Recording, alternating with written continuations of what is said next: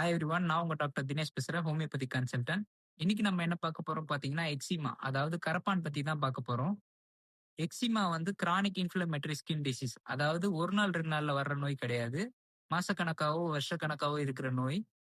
இது வந்து எப்படி அப்பியர் ஆகும் பார்த்தீங்கன்னா, ஃபர்ஸ்ட் வந்து ஸ்கின் வந்து ட்ரையா இருக்கும், இச்சிங் இருக்கும், பிளாக்கி லெதரி ஸ்கின் இருக்கும், ஃப்ளேக்ஸ் இருக்கும், கிரஸ்டஸ் இருக்கும், ஸ்வெல்லிங் இருக்கும். கருப்பா இருக்கிறவங்களுக்கு பார்த்தீங்கன்னா, கிரேவா அப்பியர் ஆகும், இல்ல ப்ரௌனா அப்பியர் ஆகும். அதே வெள்ளையா இருக்கிறவங்களுக்கு பார்த்தீங்கன்னா, ரெட்டிஷாவும் இருக்கலாம், பிங்கிஷாவும் ஆகலாம்.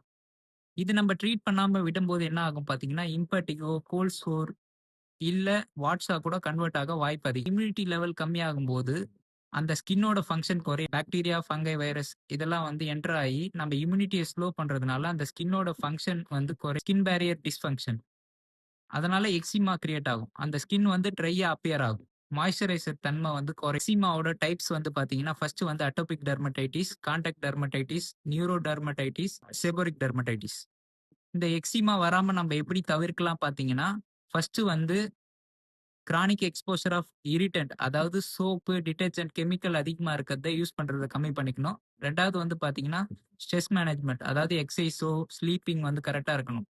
3வதா வந்து பார்த்தீங்கன்னா, நமக்கு வந்து ஸ்வெட் ஆகும்போது நம்ம முடிஞ்ச அளவுக்கு குளிச்சிடணும். ஏன்னா, நம்ப பார்ட்ஸ்லலாம் வந்து ஸ்வெட் ஆகி அது அப்படியே டெபாசிட் ஆகி, அது வந்து ஒரு ஃபங்கல் இன்ஃபெக்ஷனாவோ, இல்ல ஸ்கின் ப்ராப்ளமாவோ மிதமான சூட்ல இருக்க தண்ணீல குடிக்கும்போது, அந்த பாக்டீரியா, ஃபங்கை, வைரஸ் வந்து என்டர் ஆகாம நம்ம பாடி பிரிவென்ட் பண்ணும். இன்வெஸ்டிகேஷன்ல பார்க்கலாம் பார்த்தீங்கன்னா, சீரம்ல வந்து ஐஜிஇ லெவல் வந்து ஈசனோஃபில் கவுண்ட் வந்து பார்ப்போம். 2வதா வந்து பார்த்தீங்கன்னா, ஸ்கின் பயாப்சி எடுக்கலாம். 3வதா வந்து பார்த்தீங்கன்னா, அலர்ஜிக் டெஸ்ட் அதாவது பேட்ச் டெஸ்ட் வந்து பண்ணலாம். ஹோமியோபதிக் ட்ரீட்மெண்ட் வந்து பார்த்தீங்கன்னா, ஃபர்ஸ்ட் வந்து இண்டிவிஜுவலைசேஷன் பண்ணுவோம். ஒவ்வொரு பேஷண்ட்டோட சுபாவம் ஒவ்வொருத்தருக்கு மாறும். எனக்கு ஒரு பேஷண்ட் வந்தாங்க. அவங்க வந்து எக்ஸிமானால 2 வருஷமா கஷ்டப்பட்டுட்டு இருந்தாங்க.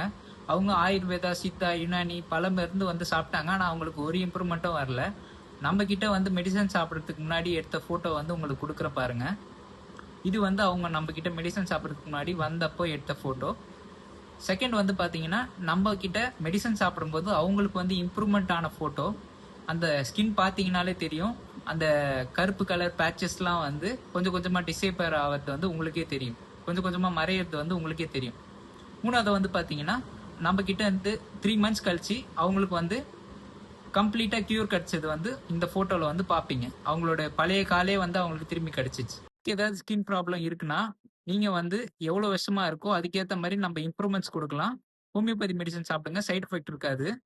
உங்களுக்கு ஸ்கின் ரிலேட்டட் ப்ராப்ளம் ஏதாவது இருந்ததுன்னா, நீங்க எனக்கு கமெண்ட் பண்ணலாம், டிஎம் பண்ணலாம்.